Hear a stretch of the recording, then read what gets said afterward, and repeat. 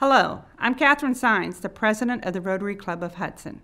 Rotary is a professional organization of a group of men and women who support Rotary International. We also join together by a common interest of service to our Hudson community, and we have a sincere desire to give back. We meet weekly on Wednesdays at Laurel Lake Retirement Community, 200 Laurel Lake Drive, in their dining room. We meet from 7:30 to 8:30 and would like to invite you to join us. For more information about Rotary, go to www.rotaryhudson.org. Enjoy the following excerpts from one of our recent meetings and consider joining us on Wednesday morning. All right. Good morning, Rotarians and guests. Welcome to our February 21st, 2018 meeting of the Rotary Club of Hudson. I'm Tom Tobin. I am subbing in for Ron Strobel as Sergeant of Arms today. Actually, the script says I am the president of the Rotary Club of Hudson. This morning, our invocation, it will be led by Kelly Brennan. Kelly, would you please step to the front? Thank you, Tom. Thank you.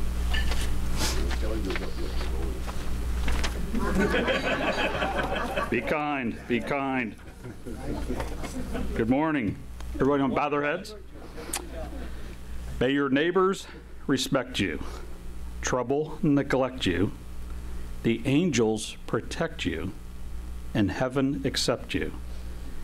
May you have the hindsight to know when you've been, the foresight to know where you're going, and the insight to know when you're going too far. Amen. Amen. I like how that's all written out for you. Oh, this must have been a Girl Scout. So Kelly, do you know those things? If I may call upon Rotarian Den Rich to step forward to lead us in the Pledge of Allegiance and the four-way test. Good morning, fellow Rotarians. Good morning, Dan. And guests, please join me in the pledge. I pledge allegiance to the flag of the United States of America and to the republic for which it stands, one nation, under God, indivisible, with liberty and justice for all. And also join me, please, in the four-way test. First, is it the truth? Second, Is it fair to all concerned? third, Will it build goodwill and better friendships? fourth. Will it be beneficial to all concerned? Thank you. Okay. And finally, may I call upon our songmeister, Chris Barker, to lead us in a... Okay, here's a reason we're singing this. How many of you had the pleasure of listening to Fergie sing the Star Spangled Banner? All right, so I figured no matter how poorly we do, it's going to be better than that. Okay? And I know Mimi said don't start it too high, so let's see. All right.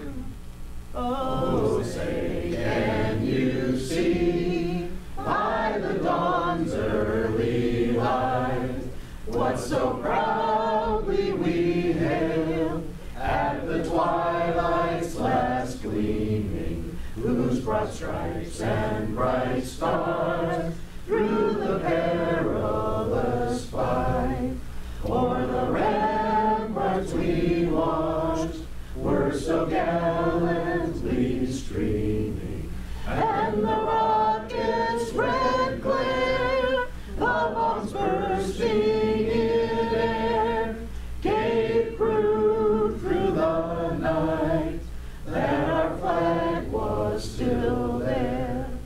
Oh, say does that star-spangled banner yet wave o'er the land of the free and the home of the brave.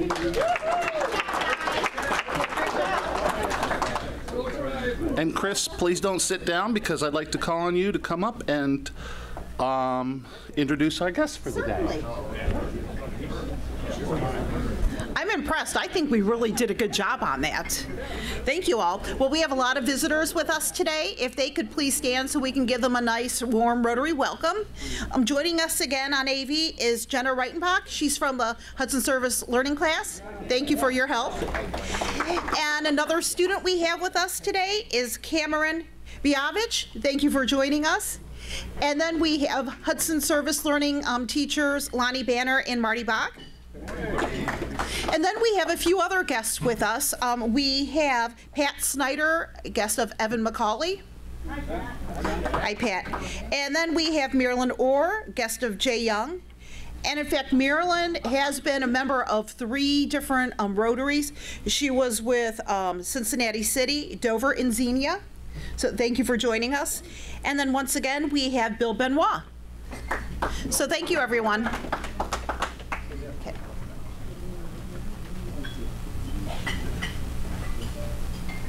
Good morning, Rotarians. Good morning. It's a great day to be. Wasn't it beautiful yesterday? It just gave us a little taste of spring. My name's Catherine Sines, and I'm the president. This morning we have a couple announcements before we get to the service learning kids or into the main speaker. So Jay Yard, would you like to come up? And Jay would like to talk to you a little bit about the flyers that are on your tables. I like to handle Jay Young better than Jay Yard. That makes me feel good. Good morning, Rotarians. Good morning. Well, after 2 years of handling public relations for our club, I think it's time to formalize a communications committee. And that proposal is at your tables, and it's based on the fact that Rotary International has a new emphasis and commitment to brand strengthening. You probably have been reading about it in their various publications. And secondly, this club is very strong and has momentum and a lot of new members, which I think we can build on. In addition, I've gotten a lot of suggestions over the last few months from Donna Kastner, Joe Avella, and Liz Kowalik, who have been handling our Facebook, our website, and have some ideas on a new brochure. And finally, the increasing importance of social media, which we kind of dabble with, but we don't do a great job on. So my proposal is the committee would handle public media, Hudson Hub Times, Hudson Life, Chamber of Commerce, HCTV. I think we do a little better job there. Facebook, our website, community events such as Art and Park, Taste of Hudson, Sand on the Green, obviously the gala. Hudson High School. I think we need to do a better job in communicating to the high school and with the service learning group and through the service learning group. Rotary Foundation has done great things over the years, but I don't think anybody in town really knows about it. And finally, we need a new brochure. So I'm looking for a couple of volunteers to add to the group that is involved. And if you like marketing communications, or you can write, or you're fascinated with the internet, let me know. Thank you. Thanks, it's kind of exciting to see things happening. It's just kind of cool because he's done a great job with getting our speakers and the information out there, and I think it can go a little bit further. Thanks, Jay. Next we have, I guess, I want to remind everybody today that there's a foundation meeting following this meeting, and I'll try to remind you again at the end of the meeting, but I just wanted to make sure that you knew it's in the Greenwood Dining Room following this meeting. And next we have service learning. Oh, Marty's coming up. Lonnie's taking a break. Okay. Girls, I think that means you too. Good try. Stay in there, but.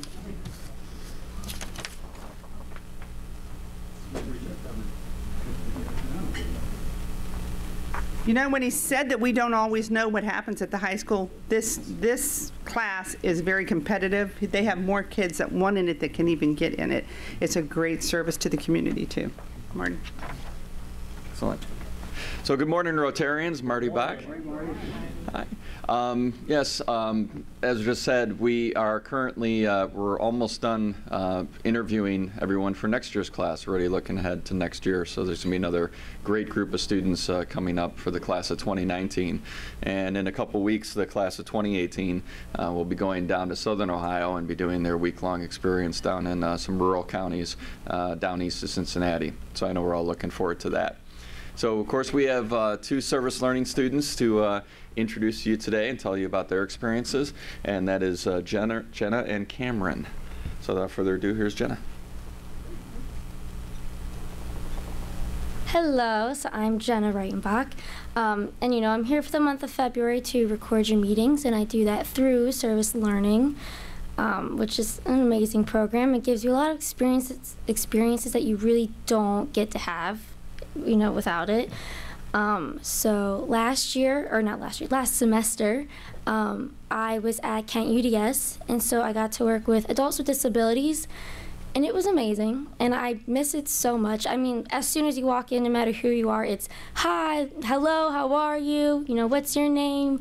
So it's so heartwarming, and, you know, being able to learn how to, you know, kind of just communicate with them and, you know, make them laugh and get them to, you know, tell their stories and what they did over the weekend. You know, especially learning how to communicate with those who are nonverbal, which was a big part for me and super important because, you know, a lot of the times it's hard for them to get involved and keep, you know, part of the conversation. So again, keeping the conversation going. And again, getting them to, you know, talk to me, which, you know, again, was something I learned to do throughout that. And so just one time there's this woman named Nicole who is very independent, and she loves to, you know, put puzzles together, and she's very specific on who can and cannot help her. So it must have been a good day because the one day she was like, hey you, like, hey friend, like, you know, come help me. And I was like, okay. So it was a good moment because, you know, that day she wanted me to help her, and I didn't have to be like, hey, you know, could I help? And usually she, you know, she's like, I got it. But, you know, that day she went out of her way for me to be able to help her, and that was good. That was a good day. And so, yeah. And then next year I will be attending OU. For nursing, I say nursing now. You know, I'm not 100% sure about what I want to do, maybe pediatrics. But yes, so thank you. Thank you.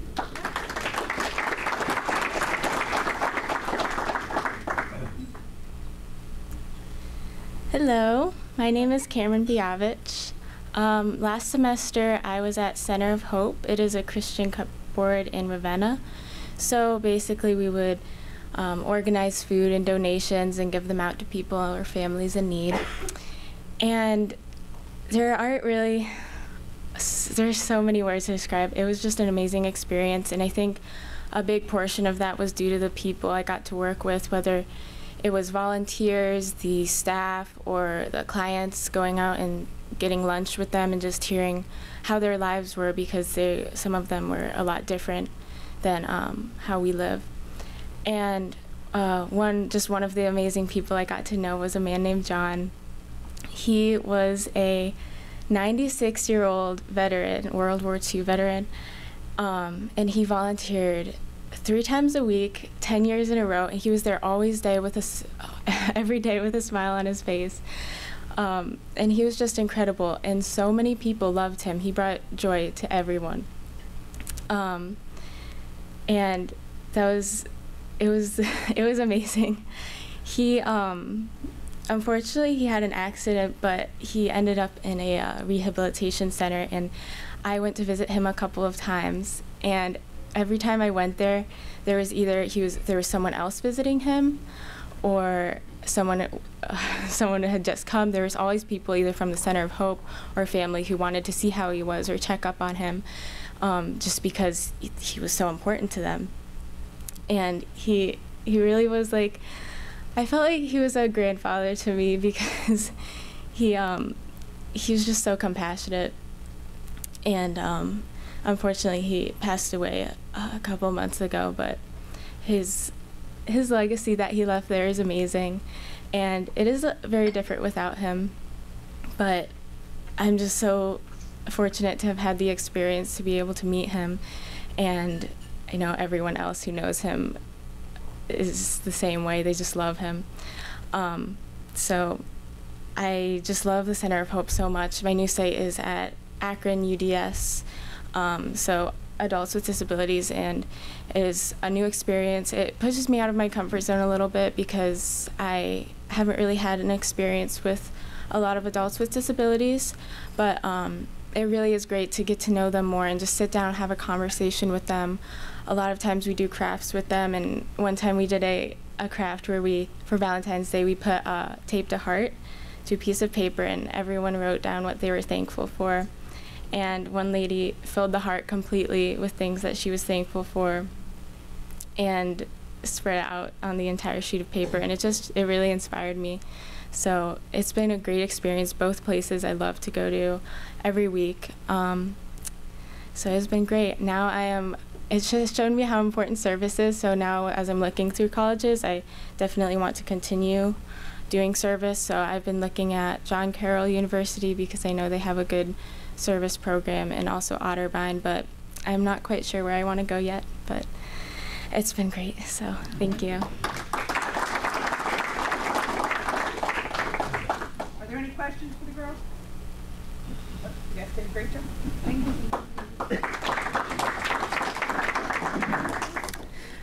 One day we're going to have Lonnie come and explain the whole program, because when I first started hearing about service learning, I thought all they did was go out and do service, but it isn't. They also have their classroom. It's all structured, and it's a great program. We'll have to have her come and explain the whole thing and even how it started. So if you would do that one week. Next we have for our program, Joe Avila is going to introduce our guest speaker. And I noticed he didn't bring any food for us, guys. Oh, before I walk away or give it to Joe, I want to just tell everybody we're very sorry, but there's a problem with the water heater, so our coffee isn't very warm. So there is over here some hot heated coffee if you want to go over there and get it on the burners. But they did apologize. She thought maybe she had just filled the crafts too early, came around and apologized, refilled them, and it's still cold. So she told me that she went back there and actually put her hand under the hot water to see if it was hot, but she didn't get burnt, so she reported it as broken. So, Joe Avila. Okay. Okay, so this morning we continue our discussion for the month about food production and distribution. And we're pleased to have with us today Derek Fennell. Derek is the executive chef for the Nosh restaurant in Hudson. And for those of you that may not know, the Nosh is on Darrow Road, south of Hudson, about a mile just before that Drug Mart. So Derek grew up in Northeast Ohio, specifically Cuyahoga Falls. He attended Kent State, where he studied chemistry. He's worked in the restaurant business for over 14 years at such places as Lefevre's on the river in Cuyahoga Falls, which is no longer there, and The View in Hudson, which is now where the Red Door is. But for the past 6.5 years, he's worked at Nosh, and he works with Rick Carson, who is the owner and chief chef of the Nosh. And Derek manages the food side of the business, as well as the catering business. Derek resides in Stowe. I ask him what he does in his spare time, and evidently, when you're in the restaurant business, your spare time is spent in the restaurant business. So please extend a warm Rotary welcome to Derek Fennell.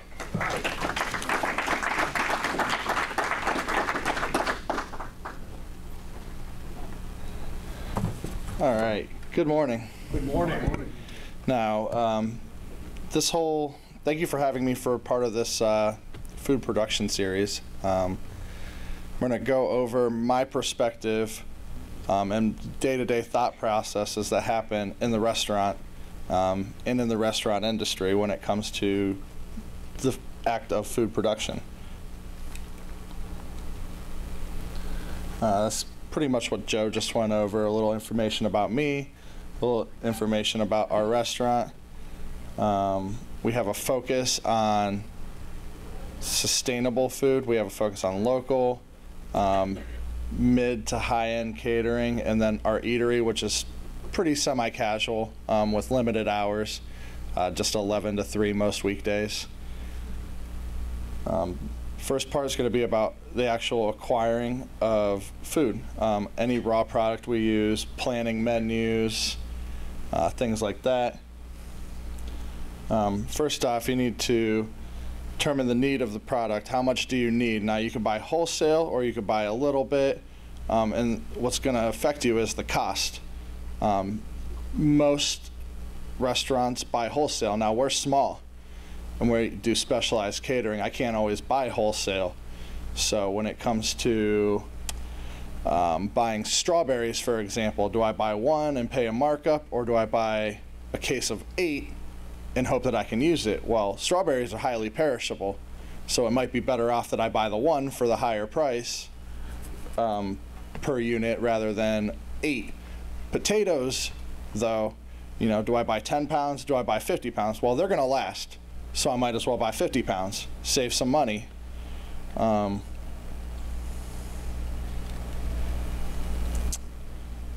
you got to really watch some of these companies, because when you split some of these cases, it could be twice as high as the grocery store, and that's where they really make their money. There we go.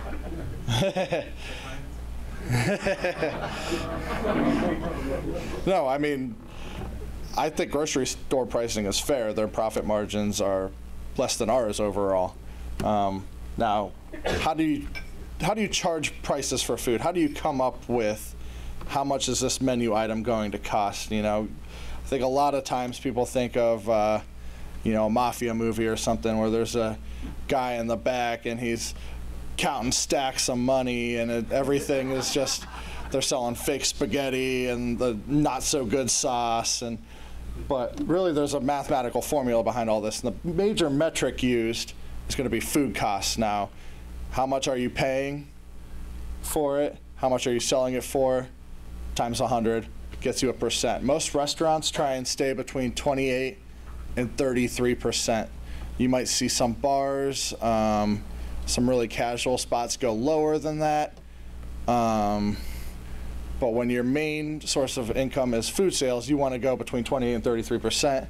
At Nosh, I shoot for 30. And that means that everything we buy, we have to make about 3 times more to turn any kind of profit off of. And then you have to do this multiple times throughout the year. Prices can fluctuate 300% when something's in season or out of season, and it can happen in a week where all of a sudden this, you know, Brussels sprouts are unavailable domestically, and you have to factor in this whole huge increase in cost. Now, a little information about restaurants and food service in general. Most profit margins end of year, 3 to 5%. You're just not a lot of people making money hand over fist to restaurants. Now, the way you can is through branding.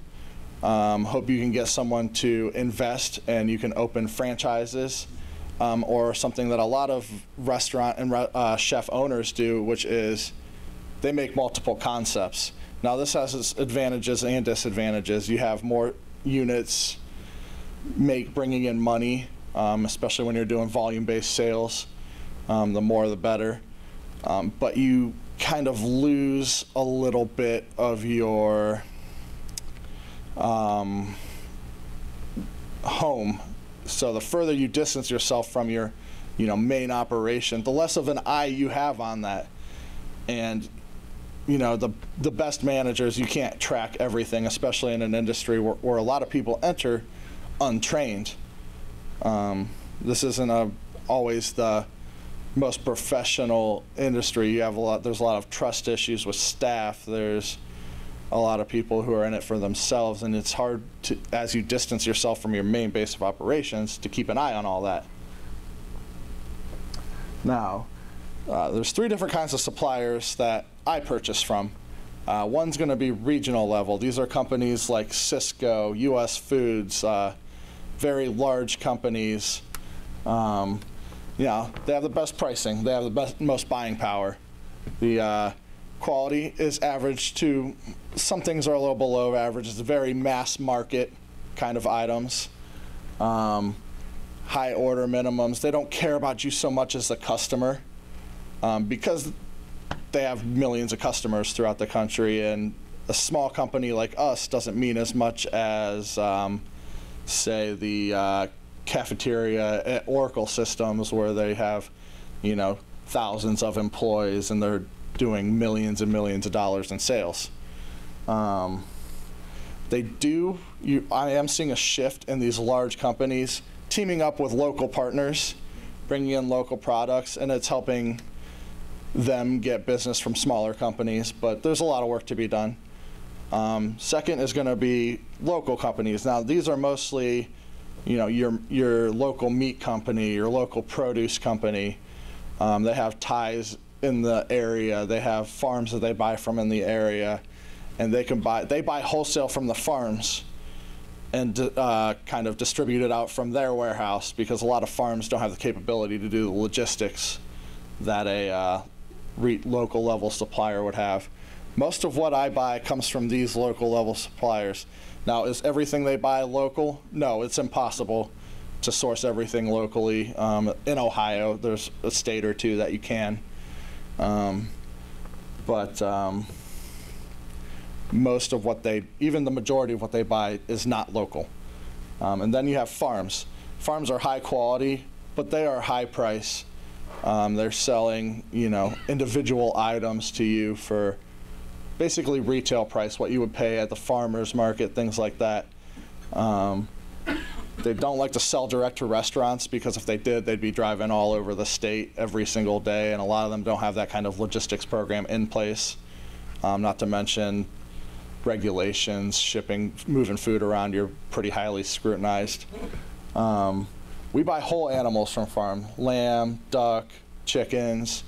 That's pretty much the extent of it. There's a couple farms in town that I might give a call to for some eggs or something, but for the most part, I buy whole animals from farms. It's the best deal, and they pretty much are used for high-end events. Now you have the product, how do you sell it? This is something I could talk for hours about. A lot of restaurants kind of don't base their menu off of who's around. So you have to find a hole in the market to fill. You can't just, you know, have 5 copies of the restaurant doing the same food. That's why you see in neighborhoods with large tech firms, they bring in people from all over the world. They have a lot of different ethnic restaurants, places that things that wouldn't work in Stowe or Cuyahoga Falls or Akron or Hudson. There's not enough to have a large, bustling, true to its country restaurant. They definitely cater towards American palates. Now, you also have, if you're in a really well-off urban or suburban area, you could get away with doing more creative items rather than a cheeseburger and fries, things like that. People are more willing to try new things with education. And Food Network definitely helps out with that too, the shows, the blogs. There's really been an increase in food intelligence in the country over the past 20 years. But even now, items that are considered fancy or unfamiliar here are commonplace. California, New York, Chicago, Portland. These are big food cities starting the new trends. Cleveland's just now starting to get on the map. There's plenty of great places in Cleveland, plenty of chefs investing in Cleveland, and Ohio's really on its way up. Now, menu size, this is a big issue I have with a lot of places I go. You know, you open up a menu, there's 50 items on it. Well, they can't possibly be doing all 50 of those on a high level. It's impossible. So what I try to do is focus on a theme, bring products in that work together, and don't overextend what you're capable of. I would rather do, you know, Nosh does 6 or 7 sandwiches, 3 or 4 salads, and 3 or 4 desserts. I could do more than that. Doesn't mean they're going to be good. Doesn't mean that the product used for those is going to be fresh if they're not selling. So stick within your means and don't try to overextend your refrigerator. You know, and even now with 6 or 7 sandwiches, some sandwiches are 2% of sales. Some sandwiches, I sell, you know, 35% of my daily sales is that sandwich. I like to have variety, so we, you know, do different things, but you can't overextend. And on our menu of those, let's say 15 items, 2 of those will never change. You have to have the staples that people come in for, or variations of if they're a highly seasonal item. But you have to have that. It gives you an identity. Now, a little information about Nosh. We're a catering business and we're a restaurant. Well, 80% of our sales are through catering. Only 20% of our income is through the restaurant. But when it comes to attention and prep time for the business, catering's only 60%, but the restaurant's 40 to 50% depending on the week. So why do we do both? Well, it is challenging to run 2 businesses out of one location, but we like to do the restaurants because it directly increases our catering sales. So when you could go into a storefront, see what they do, see the level that they do it, it kind of eases your mind before you're committing to doing a party for 200 people in your house, or graduation party, or even picking up some appetizers to take to Blossom for a concert. You want to see what they do. And when we're a place that doesn't have just things ready in the freezer to throw in the deep fryer and show you, we make everything fresh from scratch. So it's a process. So what we do is have the restaurant to show everyone what we can do and what we're capable of and the level that we can do it at. And also, it allows us a permanent staff. Now our catering, you know, it's busy, I'd say midsummer onwards through the end of the year. But our best month and our worst month have a 400% difference in sales. How do you staff for that? Well, you have to keep some money rolling in day to day so you can have a permanent staff. And when I have a huge increase in business, I have people I can call and temporary hire who work in the industry who can come in. But you need to have a permanent staff that can represent the face of your business. When you go cater, when you enter someone's home, they know how to act, they know how to represent your company.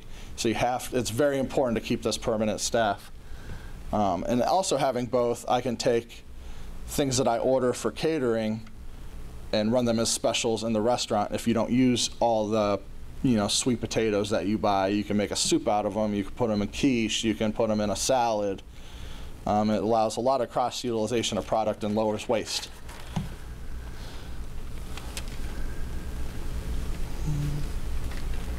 All right, drawbacks. There's a couple. It is challenging to run 2 businesses in one location, especially as small as ours. There's different food production. Now there's catering, and this could be even the same item, a grilled cheese sandwich. There's a catering version, and there is a restaurant version. Well, sometimes the staff get confused which one is which. Which one am I doing? You have to differentiate between that. Otherwise, you have the wrong product going out the wrong door. And then burden on management. Generally, the higher level managers in the restaurant work 80 to 90 hours a week. Lower level managers, 60 to 70 average a week. That can go up or down depending on time of the year, but that's, I'd say, a good year-round average. A little bit about seasonality. It's impossible for any restaurant business to source all their products from Ohio. Certain things do not grow here. Citrus, tropical fruits, avocados, things like that. They don't grow in Ohio. The climate doesn't support it. And when the ground freezes, nothing can grow. Unless you have a greenhouse, nothing grows. So what you have to do is stick to the seasons. Now, Ohio has a lot of areas with microclimates. You know, up by the lake, they can grow grapes very well. There's orchards by the lake. There's a big company in Huron called Chef's Garden, which is one of the premier suppliers of pretty much all the specialty produce to all the best restaurants in the countries. They do very well, and they grow in the ground. So you can grow things in Ohio. It's just more of you have to really play the seasons. Certain things are available all year that are produced in Ohio. Cucumbers, there's a Western Reserve company that sells English seedless cucumbers all year round. They grow hydroponically. Lettuces, they're converting warehouse space in Cleveland into huge grow operations where they're supplying pretty much every restaurant around the whole state with local hydroponically grown lettuce and herbs.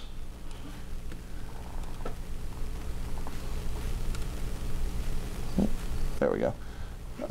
Local sourcing now. Everyone wants local until you see the price. Now, local works great as far as logistics go, but they don't have the, 1,000-acre fields that California does, where they're just filling trucks up with product. This is very exclusive, almost artisanally grown product. So, think about chicken. There's plenty of chicken farms around here. Well, chicken that we buy, it's antibiotic free. It comes through Gerber, the Amish growers. They do a good job. Now, if I wanted to buy locally sourced organic chicken from a local farm for our salad, it would be 3 times the price, which pretty much puts you out of any kind of market you have. You can't sell chicken for $30 a pound in a restaurant, in a casual restaurant, I should say. Now, our garden, we kind of supplement what we use with our own garden to keep things local and to keep our costs reasonable. We have 3 acres right now in town on the KGK property. We use that only for restaurant. Now, we used to go to the farmer's market. We used to do a CSA, community supported agriculture, where you would buy in and receive a basket every week. It was a little too much for us to make 20 baskets every week, and dealing with our organic growing methods and the weather and things like that, it became hard to fulfill these demands. So right now we only grow for restaurant use, and the restaurant purchases from our farm. It's not a big basket of free stuff every week. We aren't USDA certified. We're working on it. There's a lot of money involved and a lot of time. It takes years of growing on the same land, pesticide free, to even have them come out. And then our production from the farm, we extend our growing season a little bit with our greenhouse and our hoop house. So we can pretty much grow from March through November. Couple of struggles of food service is market volatility. Shrimp, 2013, 2014, the stock died due to inbreeding in Thailand. So what happened? Shrimp increased 50% for months, for almost the entire year. Beef, you see this a lot now. Feed keeps going up in price, so they're shrinking the size of the herd in the United States. What's that do? Drives beef prices up. They're already on an upward trend to begin with. It just hurts it even more. Our standard cut of beef at Nosh went from $3.99 a pound to over $8, and it's sitting steady there. And then you have weather influence disasters. The hurricane hitting Florida really hurt their citrus crop. Heat and drought in California. Parts in California saw record days over 100 degrees. And then Madagascar, this is a big thing. Madagascar has been getting hit by natural disasters. Vanilla, we buy vanilla paste at Nosh. 1 quart used to be $60. That same product is over $250 right now, just for vanilla. Then you have rising wages and an actual chef shortage. Now, it's easier to find cooks, dishwashers, untrained help, and train them. What's really hurting the business right now is chefs leaving the industry. They're either leaving the industry or taking positions in other more relaxed areas of food service. So you have, they said 10 years ago there was 12 chefs for every 1 job. Now it's the exact opposite. there's 10 jobs and only one chef looking for a job. Now that helps when it comes to, you know, salary negotiation or something like that. But, you know, you only have so much room to negotiate these things because you can only charge so much to have people go out to eat as a special experience or as a day-to-day experience. It's hard to operate as a business when all you are is a once-a-year date night. There's only so many people that do that, and then you run out of everybody. So you have to keep people coming in. You can't charge exorbitant prices to do that. So there's a real balancing act. And like it says on here, 60% of chefs who have a chef position will leave the field by the age of 30, 35 years old. And that's pretty much everything I have to say. I could pretty much go on for hours about this, but I wanted to keep it within our time frame. And You might have questions. oh, of course. Well, And I'm ready for questions. I'll start with a question. Sure. So I had heard that one of the main sources of profit for the restaurants is alcohol. So how important is that for Nosh? It's very important in the restaurant industry. We are at a disadvantage. We could do alcohol sales through our catering. We are at an extreme disadvantage because we don't do liquor in the restaurant. We have the capability, we have the license, there's just not a bar built in, and we're only open for lunch, so our alcohol sales are historically very low in the restaurant anyways. Now, a lot of restaurants, alcohol keeps the doors open. Some restaurants don't make $1 in profit off of food, and it's due to mismanagement, waste, lack of customers, lack of training. There's a million reasons. When you're working on a 3 to 5% profit margin, there's a million ways to lose that. And alcohol is a big benefit when it comes to restaurants. Couple questions for you. First question, have you heard of a company called Alpha Incubators? I have not. Okay, that's John Hairston used to be a Rotarian here, and his company, they have smart hydroponic greenhouses. Oh, cool. And they sell a lot of lettuce to giant eagles and stuff. But just curious. And then my real question is, have you explored much I know you mentioned your garden, but have you explored much the greenhouse attached to the restaurant type of concepts? And can you talk a little bit about what companies are doing there? We have looked into doing a greenhouse in the restaurant. Right now we're looking to move the restaurant from a different location from our catering operation. So we haven't invested into this location. But I like the idea. You know, there's a restaurant in California, the French Laundry. They have, I don't think they have a greenhouse, but they're in Napa Valley. They have a garden right next door to the restaurant where they can go out and pick herbs. And then out back, they have even more land where they can grow. Now, do they still source from outside? Absolutely. But having that convenience of someone coming in saying, hey, I want this, you know, special item for my party, and I can show you it. Let me pick one out right out back. You know, it definitely goes a long way. Is one of the reasons that you're thinking about moving the catering business that you don't have the capacity to do all the work? It's space. Yeah. You know, when we get busy with catering, there's almost no room for restaurant stuff in our cooler. So when we get really busy, you almost wish you had two. Now, we also are limited by the building we're in. We have concrete floors. We have a drop ceiling. It's kind of hard to have a nice dinner when every word you say bounces off of four walls, and it gets loud. We do like the open kitchen, the fact that you can see what's going on, but it's very loud and it's hard to have for a casual lunch, it works. For a romantic night out, not so much. So we'd like to kind of upgrade the atmosphere a little bit. Derek, it seems that running a restaurant and running a farm require two different skill sets. So, they do. So who runs the farm? Rick runs the farm. Now he plans, we might both plan production. Like I'll say, hey, let's can we grow these certain kind of radishes and have them ready in September because I want to do a menu item with them, or things like that. So we might plan planting together, but as far as the day-to-day operations of the farm, he does that. It's just 3 businesses would be a little too many for me.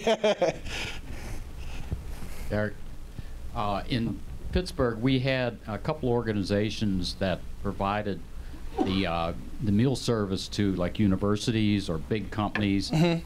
Is that a profitable business, and is that anything that you might consider? They do well. The problem with that is there's already a lot of major established companies doing that sort of business with more resources than I could even, and capital that I could even hope to compete against. Even catering is tough because there's so many companies who aggressively sign contracts with venues in Cleveland. Like any venue in Cleveland that is not open to caterers is already signed on a contract with a single company, and you cannot cater there unless you're that company.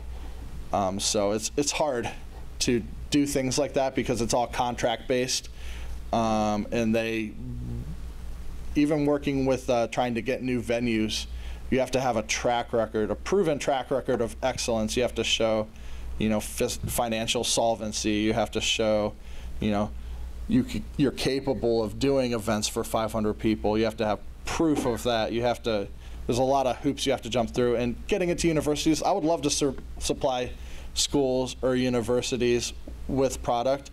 It's almost a separate industry. You become a cafeteria industry or operation rather than a catering operation. They're a little different. So I assume for catering, beyond developing a good menu and managing your costs and your personnel, that you also deal with, that you have to be very flexible. I'm assuming you deal with a lot of kind of surprise situations or changes. Mm-hmm. That sort of thing. Yeah, I pretty much ran into it all. I've lost a tire on our smoker on the way to an event and had to change it. I've turned ovens on in people's houses where they just don't use them very often and spilled something in there months ago and turned it on and the house gets all smoked out and burned up. I'm like, I didn't even cook anything yet. I've seen things catch on fire. I've seen people spill wine on red carpet or on white carpet. I've had power go out, stuff fall out of the van, and everything's happened. And anything that can happen will happen in catering. There's a lot of variables, there's a lot of logistics involved, and over time you could take preventative measures, especially when something bad happens. You don't want it to happen again. And we've pretty much got it down. It's very rare. Last year I can't remember a single major incident, which is good. But mistakes do happen, and when you're moving a whole entire kitchen basically from one place to another, there are things that can go wrong, and you just have to plan for them and pray a little bit. All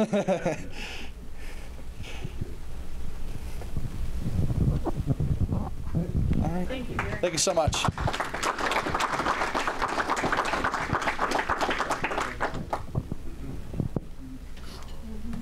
That's interesting. Other than next time you speak, you do have to bring appetizers or something, or desserts. Okay.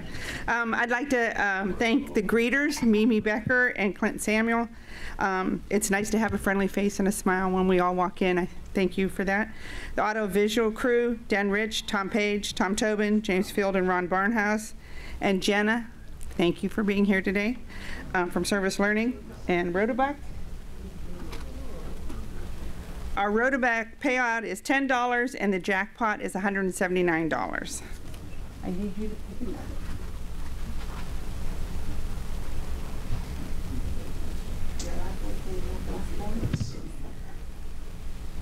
Five, 4, 3, 8.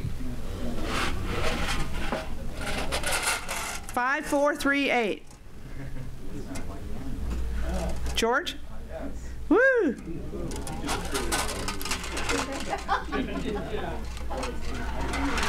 Oh, thank you. All right. Nope. Remember, there's a foundation trustee meeting in the Greenwood Dining Room immediate following. And also, a true friend is one who supports you when you're struggling, prods you to personal growth, and celebrates your success as if it were their own. Thank you for coming today. Have a safe day.